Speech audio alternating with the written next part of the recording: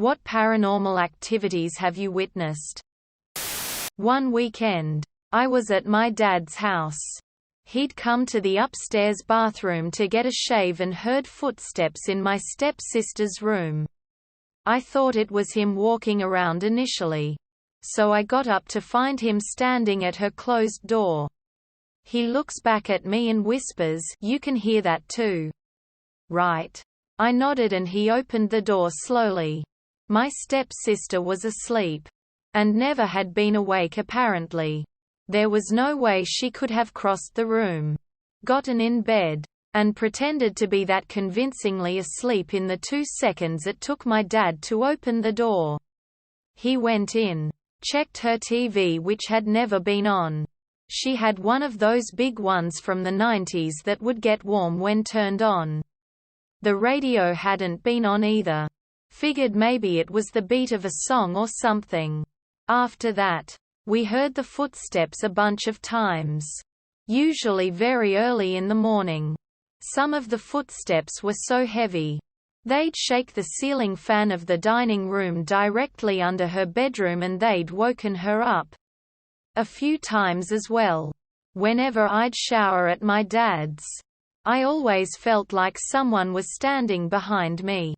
Eventually, I got so stressed and paranoid that I refused to shower at the house or even go into the upstairs bathroom. My dad asked me one day, "Do you ever feel like someone's in the shower with you when you're here?" After months of me feeling that way and never mentioning it to anyone. Saw a BMW driver use a turn signal. My dad was in hospital with a serious brain tumor. The hospital was about 40 miles from me and he was in no shape to even keep awake. One night I was chatting to a friend on MSN. Them days. Yup. And he asked how my dad was. I turned to my left and I saw him sat in his chair just looking at me. I replied, "Think is okay." Sat in the room with me, to which my friend said, "Isn't he in hospital?" I looked again and nothing. I never mentioned it to anyone. Told my friend I must have been seeing things. Dad survived and still here today. Cut to about 21 years later and I met up with my dad and just having a chat. He says, "Something been on my mind for years son and can't shake it off. When I was in hospital, I remember being at home sitting in my chair. You was on the computer and you looked at me. Then I woke up in hospital. But it felt too real to be a dream." That's when I told him my experience. Not me, but a security guard I employed when I ran a dispensary. She showed me the video. In fact, she sent it to me and I still have it on my phone. It's a camera mounted in her young daughter's room. She's playing on her bed, which suddenly slides away from the wall about a foot. The daughter then jumps off the bed and runs out of the room to tell her mum. Later, the daughter randomly got up, walked towards and out the front door while the mum was calling after her. Daughter snapped out of it once mum made physical contact. Daughter had no memory of how she got outside. Sue. Security guard calls a priest who literally goes by and tries to do like an exorcism on the apartment or whatever. About a week later, an electrical outlet behind a couch that she never used caught fire and the whole apartment building burnt down. I'm usually a pretty big skeptic, but I don't know how to explain the video. Edit. Okay everyone. The video is posted in our paranormal videos here and is currently awaiting mod approval. If you desperately need to see it, DM me and I will send it to you. Second edit. Working image a link. Apparently first link was removed. I was young, around 6-ish, and sleeping in my bedroom. I woke up extremely early like my brain making a Metal Gear sound. In the center of my room was a man. He was blonde with messy hair, deep blue eyes, tannish, with sandals, torn denim shorts, and no shirt. like a total surfer bro kind of look. He stood there looking to the left towards the closed windows, then at me, and he smiles softly.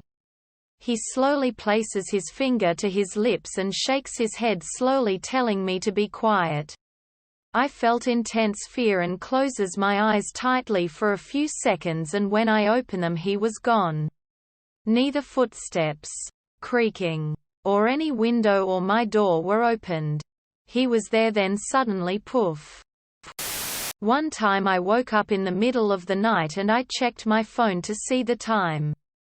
And then as I was about to lay down and close my eyes, I checked in front of me and a huge tall, humanoid shadow figure was standing there blocking the view of a broken wall clock, and I just started panicking, and it still was there after many seconds, and eventually it just disappeared. After I looked away from it for a second. When I saw this thread, I thought about my experience in Turkmenistan. For work, I was in the capital of Ashgabat, waiting for my apartment lease to be approved by the local council. So I had to stay at their hotel. For context, Turkmenistan is also one of the toughest countries to get into. And this was post-pandemic, so even their biggest hotel that used to house dignitaries was also empty and dusty. I fell asleep after video calling my boyfriend. I was awoken with my duvet lifted from one edge, bringing half of it diagonally mid-air and almost wavy, all while hearing chants by a male voice in my left ear in a language I didn't understand. It was so fast and rough. I tried reciting all the prayers, Quranic verses I could. I was born Muslim, but I don't practice anymore. And it stopped for a short second, only to begin again with almost a mocking laughter in between the chants. At the same time I could feel my left-hand fingers being pulled repeatedly.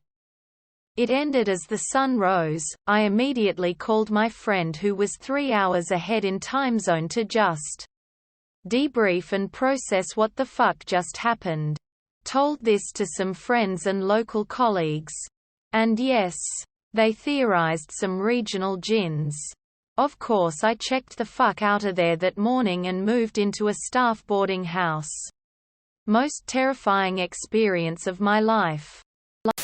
My parents had flown to Houston when I was 11 years old to see a specialist for my dad's lymphoma. It had just returned from remission, but there was no reason to think he was in any imminent danger. I was riding my bike home the day they were to fly back and stopped my bike in this ditch we used to ride down, up on our way back. When I got to the top I felt a wave of emotion come over me, and without even knowing what I was saying I told my friend I was riding with that my dad had just died. My friend was like, "What?" I just knew. I rode the rest of the way home to find my grandparents, my dad's parents, bawling on our back porch. I stood there watching them in the doorway for a few minutes, unable to walk out to talk to them. He had died an hour before I got home from school. No phone calls to the school, nor did I interact with anyone that knew prior to riding in the ditch. I just knew when that wave came over me. Again, there was no reason to think he was even remotely close to passing. He had caught pneumonia while in Houston and died from that. I was awoken one night to a loud crash in my bathroom. I went in and all of the things on my sink top were in the middle of the floor. I mean, about 3 feet away from the sink. Everything. Not just one thing fell over and knocked the other into the sink, but toothbrush, toothpaste, hair gel, face wash, E4, hand soap, all on the floor in the middle of the bathroom. What was even worse is that, between waking up and going to check out the bathroom, as I crossed the landing back to my room I noticed a light had come on downstairs. I went down and both the hall light and living room light were on. Except none of the light switches were in the on position. I had to click the switch on, off to make them switch off. I was living on my own at the time and it freaked me out a little bit. But I'm still in the same house and have had no other experiences. Woke up one night to a loud screeching noise. Similar to the screech the Nazgul make in LOTR. The entire room was flashing rapidly in bright colors. My computer turned on for a split second. Enough to get the fans rattling. And my computer screen had static on it. The entire ordeal was over in less than a second. I still don't know if it really happened or if my brain was just playing me tricks. My family and I used to stay in a very affordable beach cottage in the Outer Banks, NC for a few weeks each summer.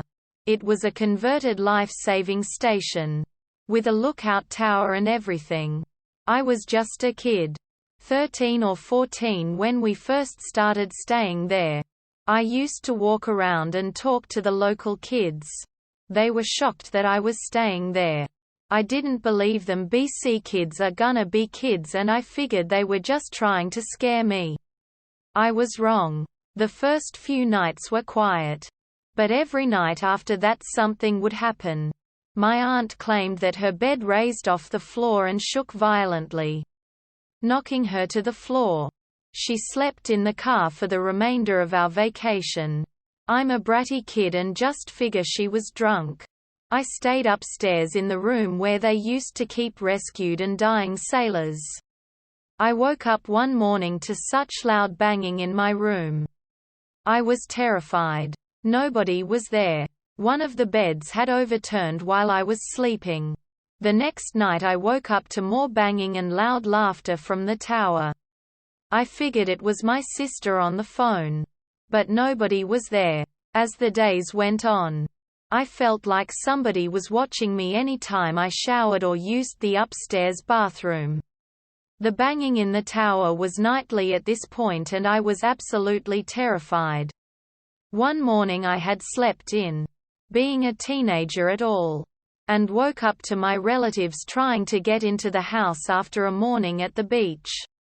Every single door in the entire house was deadlocked from the inside. Very odd. We spent a few more summers there. Each time the same experience. Eventually the house washed away during a hurricane, leaving only the tower behind on the beach. It's a shame, because I'd love to stay there as an adult and see. Not sure if this is considered paranormal, but when I get fevers as a child, I would always, in my fugue and pain-infused state, hear a man counting in a very deep voice. He would count from 1 and up. As the numbers get larger, the voice gets louder and more intense. It started to get less frequent as I grew older and now I do not experience it anymore. I've brushed it aside as a recurring nightmare until only recently. I've learned that my sister would experience the exact same thing when she was younger as well. It's not the scariest thing, but it does send shivers down my spine trying to comprehend this. At least once every couple of years, I'll be walking around the apartment at night, when it's dark, but I can still see enough to get around. And I'll have some shadow, figure type thing suddenly come out of nowhere and get right up in my face. So close that I can feel like I'm breathing on it. It disappears immediately after. I work in a cemetery. One evening I had stayed late to do some catch-up work. I was taking pictures of some granite samples to have on my phone and had already locked up. I was alone. As I was holding my phone, I heard the doorway to the basement swing open, slam shut, and heard footsteps go down the stairs. I froze. I thought for sure someone had come in. I called out to see if it was someone from maintenance. No reply. I got scared because if it wasn't them, someone had broken in. I stayed still for a bit and listened, then called out again. Nothing. Finally I got brave enough to look. No one there. I peeked down the basement. Empty. All the doors were still locked. When I was 3, I told my parents that my great-grandmother came to me in a dream and said her feet didn't hurt anymore. I think she had problems due to diabetes or something. She had died that night. They received the call shortly after I told them. Not paranormal, but a spooky coincidence.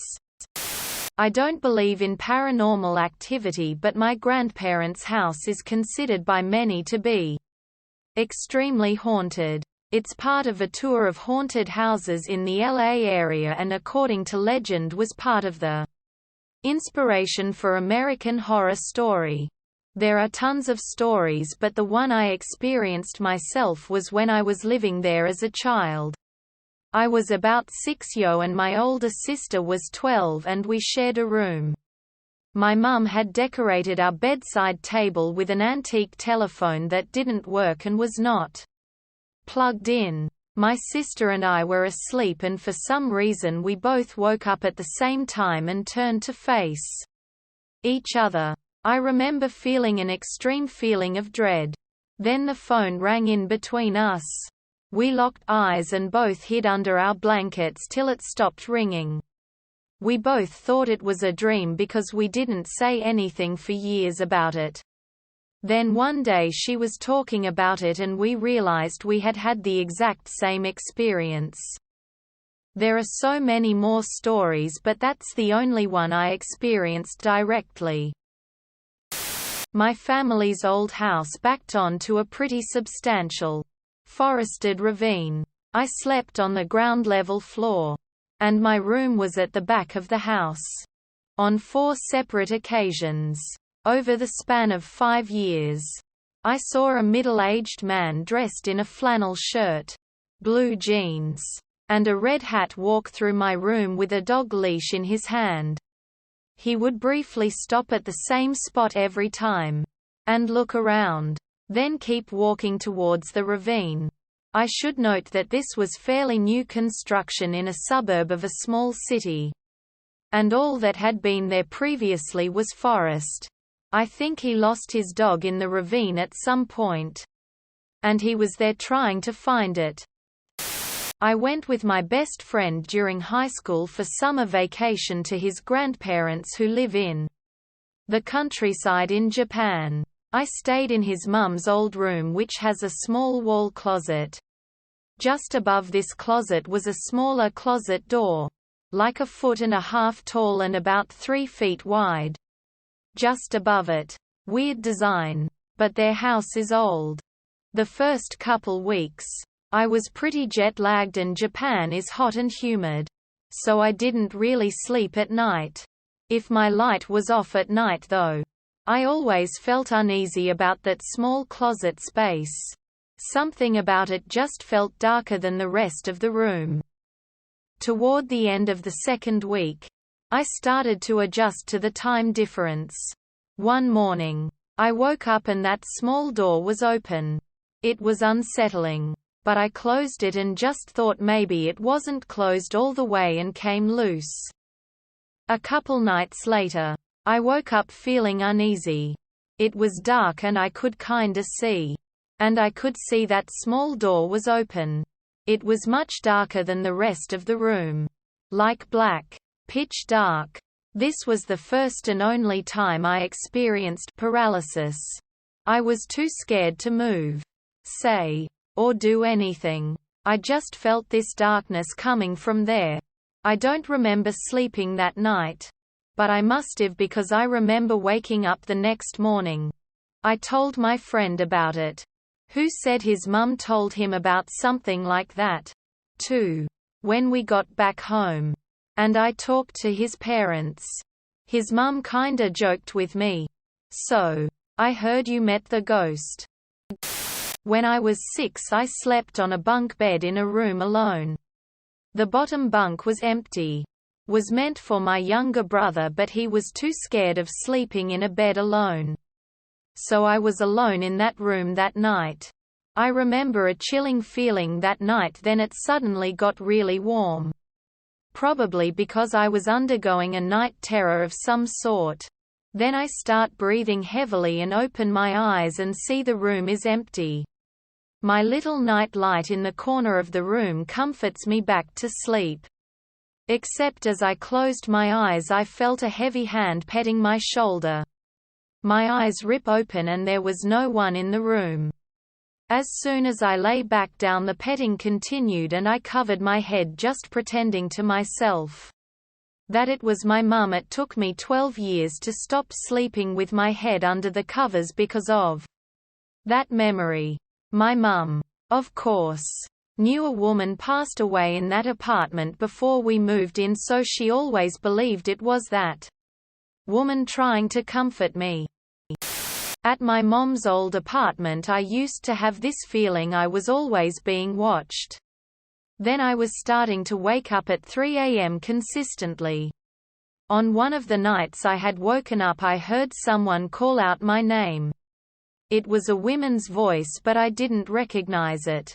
She kept calling out my name and walking towards my bed, getting closer, but I didn't see anything. I freaked out, jumped off my bed, and ran into my brother's room. I hopped into bed with him and tried waking him up. The punk sleeps like the dead, he still sleeps like that. I heard her footsteps follow me until his doorway.